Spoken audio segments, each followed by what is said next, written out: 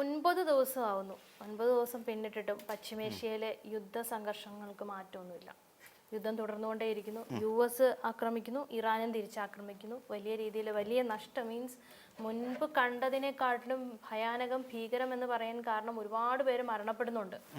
എനിക്ക് തോന്നുന്നു ഈ വേൾഡ് കപ്പ് ഒക്കെ നടന്നത് കൊണ്ട് കുറച്ച് വാർത്തകൾ മുങ്ങിപ്പോകുന്നുണ്ടെങ്കിലും ശരി, വളരെ ഭീകരമായ അവസ്ഥയാണ് അവിടെ ഉള്ളത്. ശരിക്കും പറഞ്ഞു കഴിഞ്ഞാൽ ഈ അമേരിക്ക എന്ന് പറയുന്ന ഒരു രാജ്യത്തിൻ്റെ അവരെ കരുതുന്ന ചില കാര്യങ്ങളുണ്ട്. അതിൻ്റെ ഒരു വലിയ പ്രശ്നമാണ്. അതായത് അമേരിക്കയെ സംബന്ധിച്ചിടത്തോളം ഞങ്ങളുടെ കയ്യിൽ അധികാരമെല്ലാം ആധിപത്യം നിലനിൽക്കണം എന്ന് പറഞ്ഞുകൊണ്ട് അതിനവർ, ഞാൻ നേരത്തെ ഇതിനു മുമ്പ് പറഞ്ഞിട്ടുള്ള പോലെ, അതിനവർ മറയിടുന്ന ഒരു കാര്യം ഈ ആണവ ഊർജ്ജമാണ്. അപ്പം ആണവ ശേഷി കൈവരിച്ചുകൊണ്ട് ഇറാൻ ഇവിടെ ലോകത്തെ നശിപ്പിക്കാൻ പോകുന്ന തരത്തിലുള്ള ഒരു ശക്തിയായി മാറുന്നു എന്ന ഒരു തരത്തിലുള്ള ഒരു വ്യാഖ്യാനം കൊടുക്കുക എന്നുള്ളതാണ്. എന്നിട്ടാണ് ഇവരിതിനെ അറ്റാക്ക് ചെയ്യുക. അപ്പം ശരിക്കും ഇതിൻ്റെ പേരിൽ ഹോർമൂസ് കടലിടുക്ക് എന്ന് പറയുന്ന ഒരു കടലിടുക്ക് വളരെ പ്രാധാന്യമുള്ള ഒരു കടലിടുക്കാണ്. എന്തുകൊണ്ടാണെന്ന് ചോദിച്ചാൽ ഈ ഹോർമൂസ് കടലിടുക്ക് വഴിയാണ് ഈ അന്തർദേശീയ തലത്തിലുള്ള ഈ എണ്ണയുടെ അല്ലെങ്കിൽ അതിലൂടെ കടന്നു പോകുന്ന ഒരു സാഹചര്യം ഉണ്ട്. അതായത് പലർക്കും ഈ വിപണനത്തിനായിട്ട് ഈ ഹോർമൂസ് കടലിടുക്കിനെ ആശ്രയിക്കേണ്ടി വരുന്നൊരു സാഹചര്യമുണ്ട്. അപ്പം അതിൻ്റെ ആധിപത്യം ഒട്ടുമിക്ക രാജ്യങ്ങളുടെയും അവരുടെ ട്രാൻസിറ്റ് നടക്കുന്ന ഈ ഏരിയയിലൂടെയാണ്, അപ്പം ഹോർമൂസിലൂടെയാണ്. അപ്പം ആ ഒരു ഹോർമൂസ് പിടിച്ചെടുത്ത് കഴിഞ്ഞാൽ, അല്ലെങ്കിൽ ഹോർമൂസിൻ്റെ ആധിപത്യം ഇപ്പോഴും ഇറാൻ്റെ കയ്യിൽ തന്നെയാണ്. അതാണല്ലോ ഏറ്റവും വലിയ പ്രശ്നം. ആ ഹോർമൂസിൽ ഒരു ഉപരോധം ഏർപ്പെടുത്തി കഴിഞ്ഞാൽ അമേരിക്ക അടക്കമുള്ള രാജ്യങ്ങൾക്ക് ഇവരുടെ വിപണന സാധ്യതകൾ വളരെയധികം കുറയും. ഇപ്പോൾ എണ്ണ കൊണ്ടുപോകുന്ന അടക്കമുള്ള കാര്യങ്ങൾ ഈ ഹോർമൂസ് കടലിടുക്കിലാണ്. അപ്പോൾ ഹോർമൂസ് അവിടുത്തെ ഒരു ഉപരോധം മാറിയെങ്കിൽ മാത്രമേ നമ്മുടെ രാജ്യത്തേക്ക് പോലും ഈ പറയുന്ന ക്രൂഡ് ഓയിൽ അടക്കമുള്ള നമുക്ക് വേണ്ട ഇന്ധനം എത്തുകയുള്ളൂ. അത് എണ്ണ നമ്മുടെ രാജ്യത്തേക്ക് എത്തുകയുള്ളൂ. അപ്പം സ്വാഭാവികമായിട്ടും എണ്ണ ഇങ്ങോട്ട് വരാത്ത സാഹചര്യത്തിൽ സ്വാഭാവികമെന്നോണം നമ്മുടെ രാജ്യത്തും എണ്ണ വിലയുടെ വർധനവ് ശക്തമായി ഉണ്ടാകാനുള്ള സാധ്യതയുണ്ട്. അപ്പം പ്രധാനമായും ഇത്തരത്തിലുള്ള ഒരുപാട് കാര്യങ്ങൾ മുന്നിൽ കണ്ടുകൊണ്ടാണ് ഈ അമേരിക്ക ഈ രീതിയിലുള്ള അക്രമം അഴിച്ചുവിട്ടിരിക്കുന്നത് എന്നുള്ളത് ഇതാണ്. ഇനിയും പറയുന്നില്ല, അമേരിക്കയാണല്ലോ രാജ്യത്തെ ഏറ്റവും വലിയ സൈനിക ശക്തി. ഒന്നാമതായി നിൽക്കുന്ന സൈനിക ശക്തി ഏകദേശം ദശലക്ഷക്കണക്കിന് വരുന്ന ആൾക്കാരൊക്കെ അടങ്ങുന്ന ഒരു വലിയ സൈന്യവും ഇതുപോലെ നിരവധിയായി വരുന്ന അവരുടെ ബാലിസ്റ്റിക് മിസൈലിൻ്റെ സൗകര്യങ്ങളും എല്ലാം കൊണ്ടും ഒന്നാം നിരയിൽ നിൽക്കുന്ന ഒരു രാജ്യം എന്നുള്ളതാണ് അമേരിക്കയെ സംബന്ധിച്ചിടത്തോളം അതിൻ്റെ ഒരു പ്ലസ് പോയിന്റ്. എന്നാൽ ഇറാനെ സംബന്ധിച്ചിടത്തോളം അതിന് 4/1 വ്യാപ്തി പോലും സത്യം പറഞ്ഞ ഇറാൻ എന്ന് പറയുന്ന ഒരു രാജ്യത്തിന് ഇല്ല എന്നുള്ളതാണ്. അപ്പം ഇതിനകത്ത് നമ്മൾ മനസ്സിലാക്കേണ്ട ഒരു പ്രധാനപ്പെട്ട കാര്യം, ഇറാൻ എന്ന് പറയുന്ന ഒരു രാജ്യത്തിൽ അമേരിക്കയെ സംബന്ധിച്ചിടത്തോളം ഏകദേശം ഇപ്പം നിലവിലുള്ള ഒരു സൈനികർ 13 ലക്ഷത്തിലധികം ആളുകളാണ് ഇപ്പം നിലവിൽ അമേരിക്കയുടേതായ സൈനികരായിട്ടുള്ളത്. എന്നാൽ 6 ലക്ഷത്തിൽ ചില്ലാനം സൈനികർ മാത്രമാണ്. അപ്പം നേരെ പകുതിയാണ്, അതായത് അമേരിക്കൻ സേനയുടെ നേരെ പകുതി മാത്രമാണ് ഇപ്പം ഉള്ളത്. ആർക്ക്? ഇറാനുള്ളത്. 13,000-ലധികം വരുന്ന ഇതുണ്ട്, യുദ്ധവിമാനങ്ങൾ അമേരിക്കയുടെ കയ്യിലുണ്ട്, 13,000-ലധികം വരുന്നത്.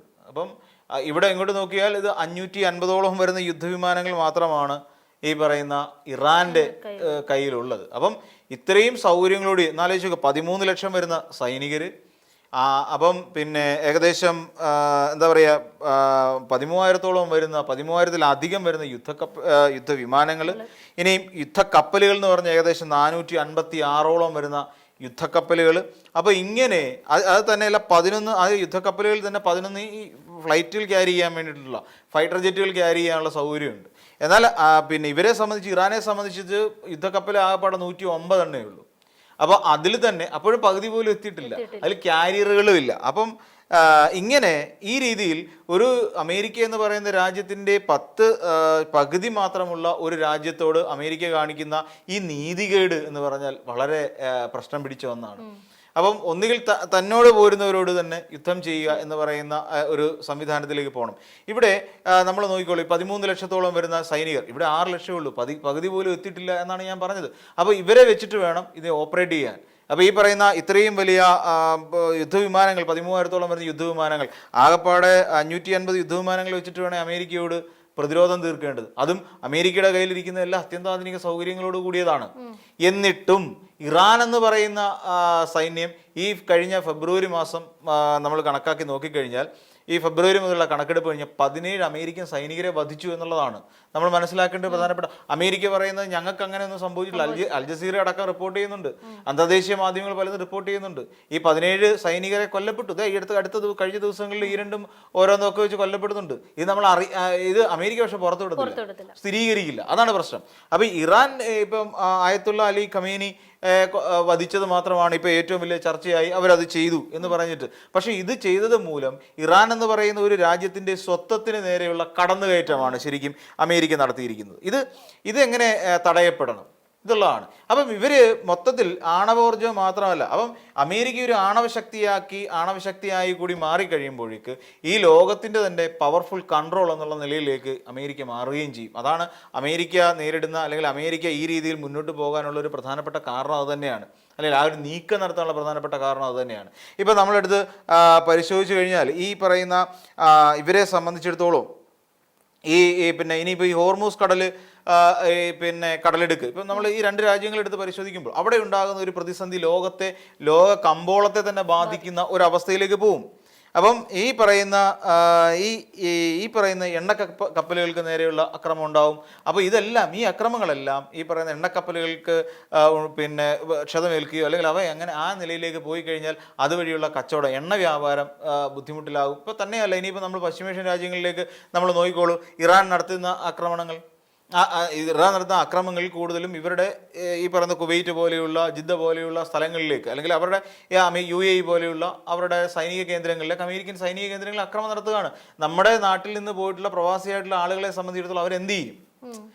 അവരുടെയൊക്കെ ജീവിതം എന്ന് പറഞ്ഞാൽ വലിയ കഷ്ടപ്പാടിലായി മാറുകയാണ്. ഇപ്പം തന്നെ നമുക്കറിയാം, നാട്ടിലേക്ക് ഇൻ കേസ് ലീവിന് വന്നവരുണ്ടെന്ന് കരുതുക. ഈ നാട്ടിലേക്ക് ലീവിന് വന്നിട്ടുള്ള പ്രവാസികളോട് പറയാണ് നിങ്ങൾ ഇനി കയറി വരണ്ട എന്ന് പറയുന്ന വളരെ പെട്ടെന്ന് തന്നെ ഒരു സാഹചര്യം ഉടലെടുത്ത് വരുന്നു എന്നുള്ളതാണ് നമ്മൾ മനസ്സിലാക്കേണ്ട ഒരു പ്രധാനപ്പെട്ട കാര്യം. ഇത് ഇവരെ ബാധിക്കും എന്നുള്ളതാണ്, അല്ലെങ്കിൽ ഇവരെ നമ്മുടെ ഒരു ജനജീവിതത്തെയും പൊതുജീവിതത്തെയും പ്രവാസികളുടെ ജീവിതത്തെയും ബാധിക്കും എന്നുള്ളത് നമ്മൾ മലയാളികൾ മനസ്സിലാക്കേണ്ട ഒരു വളരെ വലിയ പ്രധാനപ്പെട്ട ഒരു കാര്യം തന്നെയാണ്. നമുക്ക് യുദ്ധം അതൊക്കെ നമുക്ക് ശരി തന്നെയാണ്, യുദ്ധം ഉണ്ടാകുന്നു, യുദ്ധമൊക്കെ കണ്ടുകൊണ്ടിരിക്കാനും വാർത്തകൾ കേൾക്കാനും ഒക്കെ നമ്മൾ വളരെ ഉത്സുകരാണ്. അപ്പോൾ നമ്മൾ ക്രിക്കറ്റ് കളി കാണുന്ന അല്ലെങ്കിൽ ഫുട്ബോൾ കളി കാണുന്ന അതേ ലാഘവത്തോടു കൂടി ഇരുന്നിട്ടാണ് നമ്മുടെ അമേരിക്കയും ഇറാനും തമ്മിലുള്ള യുദ്ധത്തെക്കുറിച്ച് നമ്മൾ സംസാരിക്കുകയും നമ്മൾ കാണുകയും ചെയ്യുന്നത്. എത്ര ഗോൾ അടിച്ചു എന്നൊക്കെ നമ്മൾ ഡിസ്കസ് ചെയ്യുന്ന പോലെ നമ്മൾ യുദ്ധത്തെക്കുറിച്ച് സംസാരിക്കുമ്പോൾ അവിടെ ഉണ്ടാകുന്ന നമ്മുടെ സഹോദരങ്ങൾക്കുണ്ടാകുന്ന ബുദ്ധിമുട്ടുകളെക്കുറിച്ചോ അവരുടെ ജോലിയിലുണ്ടാകുന്ന അസ്ഥിരതകളെക്കുറിച്ചോ അല്ലെങ്കിൽ അവർക്ക് നഷ്ടപ്പെടുന്ന അവരുടെ ഒരു ഭാവിയെക്കുറിച്ചോ ഒക്കെ നമ്മൾ ചിന്തിക്കുന്നില്ല എന്നുള്ളതാണ് എനിക്ക് തോന്നുന്നത്. പിന്നെ ഇറാൻ്റെ സൈനിക ശക്തി എന്ന് പറഞ്ഞു കഴിഞ്ഞാൽ അവരൊരു പരമ്പരാഗതമായ രീതിയിൽ അവർ സൈനിക വിന്യാസം നടത്തുന്നുണ്ട്, അവർ തിരിച്ച് ആക്രമിക്കുന്നുണ്ട്. പക്ഷേ ഞാൻ നേരത്തെ സൂചിപ്പിച്ച പോലെ അത്രയും ശക്തമായി നിൽക്കുന്ന, അത്രയും സൈനിക ശേഷിയോടുകൂടി നിൽക്കുന്ന അമേരിക്ക എന്ന് പറയുന്ന ഒരു രാജ്യത്തെ വീഴ്ത്താൻ വേണ്ട എലമെൻറ്റുകളാണ് ഇവിടെ അവർ ഉപയോഗിക്കുന്നത്. നമ്മൾ നോക്കിക്കഴിഞ്ഞാൽ ഇവരുടെ ഏറ്റവും പ്രധാനപ്പെട്ട ഒരു പ്രധാനപ്പെട്ട കാര്യം ഡ്രോൺ, ഇതിവരുടെ ഏറ്റവും പ്രധാനപ്പെട്ട ഒരു കാര്യമാണ്. അപ്പം അതിൻ്റെ ഈ ഷഹീദ് ഡ്രോൺ എന്ന് പറയുന്ന ഒരു തരം ഡ്രോണുകളുണ്ട്. അപ്പം ഇതിൻ്റെ ഒരു പ്രത്യേകത, ഈ ഈ താവളങ്ങളിലേക്ക് ചെന്ന് അത് പോയി കഴിഞ്ഞാൽ അത് അവിടെ ചെന്നിട്ട് സ്വയം പൊട്ടിത്തെറിക്കുന്ന രീതിയിലുള്ള ഒരു സംവിധാനം ഉപയോഗിച്ചിട്ടാണ് ഇത് ചെയ്തിരിക്കുന്നത്. അപ്പോൾ ഇതിൻ്റെ ഒരു ഗുണമെന്ന് വെച്ചാൽ കുറഞ്ഞ ചെലവിലാണ്. ഇപ്പം അമേരിക്കയ്ക്ക് കോടിക്കണക്കിന് രൂപ അല്ലെങ്കിൽ $1 ബില്യൺ അവിടെ ഇൻവെസ്റ്റ് ചെയ്യാൻ പറ്റുമെന്നുണ്ടെങ്കിൽ ഇറാൻ ചെയ്യുന്ന വളരെ കുറഞ്ഞ ചെലവിൽ ഇത് നിർമ്മിച്ചിട്ട് അപ്പോൾ കുറഞ്ഞ ചെലവും മാക്സിമം നാശനഷ്ടവും. അപ്പോൾ അവിടെ ചെന്ന് ഈ ഡ്രോൺ അവിടെ ചെന്ന് ഇറങ്ങി അവിടെ ചെന്ന് വീണ് സ്വാഭാവികമായി അത് പൊട്ടിത്തെറിക്കുന്ന ഒരു സിറ്റുവേഷൻ. നമ്മൾ ഈ ഗ്രനേഡൊക്കെ എറിയില്ലേ എന്ന് പറയുന്നത്, ഗ്രനേഡ് ഇത് ഊരിയിട്ട് നമ്മളവിടെ എറിഞ്ഞ് അത് പൊട്ടുന്നു എന്ന് പറയുന്ന ആ ഒരു എഫക്റ്റാണ് ഈ സാധനത്തിനുള്ളത്. അപ്പോൾ അത് വലിയ നാശനഷ്ടം ഉണ്ടാക്കാൻ സാധിക്കും. അതീ പറയുന്നത് അമേരിക്കൻ സൈനിക കേന്ദ്രങ്ങളിലേക്ക് അവിടേക്ക് നിറച്ച് ആക്രമിക്കുക എന്നതിനപ്പുറത്തേക്ക് ഈ പശ്ചിമേഷ്യൻ രാജ്യങ്ങളിൽ അല്ലാന്നുണ്ടെങ്കിൽ നമ്മുടെ മിഡിൽ ഈസ്റ്റിൽ വിന്യസിച്ചിരിക്കുന്ന നമ്മളുടെയൊക്കെ പ്രിയപ്പെട്ടവരൊക്കെ ജോലി ചെയ്യുന്ന ആ സ്ഥലങ്ങളിലായിരിക്കും പലപ്പോഴും ഈ പറയുന്ന സൈനിക കേന്ദ്രങ്ങളിലായിരിക്കും അക്രമം നടക്കുക എന്നുള്ളതാണ്.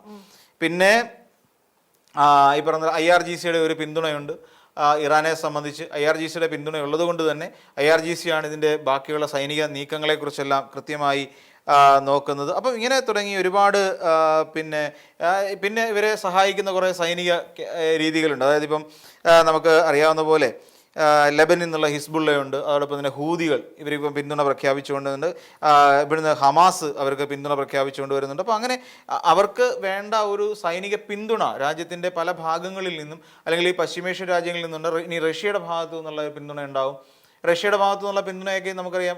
പിന്നെ നോർത്ത് കൊറിയയിൽ നിന്ന് ഉള്ളൊരു പിന്തുണയുണ്ടാവും. ഇവരെയൊക്കെ പിന്തുണ എന്ന് പറഞ്ഞു കഴിഞ്ഞാൽ ഇസ്രായേൽ ഇറാനെ അമേരിക്കയും ഇസ്രായേലും കൂടെ ആക്രമിച്ച സമയത്ത് ഇവരെല്ലാം കൂടെ ഒരുമിച്ച് നിന്നുകൊണ്ട് ചെറുക്കുക എന്ന് പറയുന്ന ഒരു പ്രധാനപ്പെട്ട ലക്ഷ്യത്തിലേക്ക് പോകുന്ന ഒരു സാഹചര്യമൊക്കെ ഉണ്ടായി. അപ്പോൾ ഇതൊക്കെയാണ് ശരിക്കും പശ്ചിമേഷ്യൻ്റെ അല്ലെങ്കിൽ ഈ യുദ്ധത്തിൻ്റെ ഇനി വരാൻ പോകുന്ന ഒരു സമയം. എത്രയും പെട്ടെന്ന് ഇതിനൊരു പരിഹാരം കാണുക എന്നുള്ളതാണ് ഈ ലോകരാഷ്ട്രങ്ങൾ ശ്രമിക്കേണ്ടത്.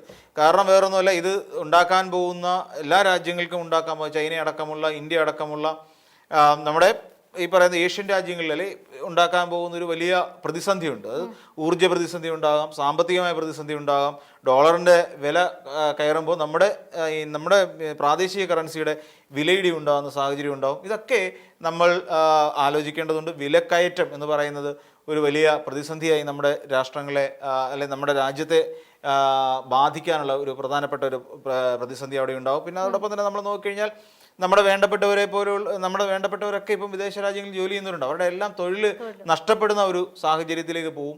അവർക്കൊക്കെ നാട്ടിലേക്ക് തന്നെ മടങ്ങി എത്തേണ്ടി വരും. ഞാൻ നേരത്തെ കഴിഞ്ഞ ദിവസം പറഞ്ഞ പോലെ ഇവിടെ പ്രവാസി പെൻഷൻ ഒന്നും കൊടുക്കാത്തതുകൊണ്ട് തന്നെ അവരൊക്കെ വലിയ ബുദ്ധിമുട്ട് നേരിടുന്ന ഒരു സാഹചര്യത്തിലേക്ക് പോകും എന്നുള്ളതാണ് ഈ യുദ്ധത്തിൻ്റെ ഒരു പരിണിത ഫലമായി നമുക്ക് ചൂണ്ടിക്കാണാൻ കഴിയുന്നത്.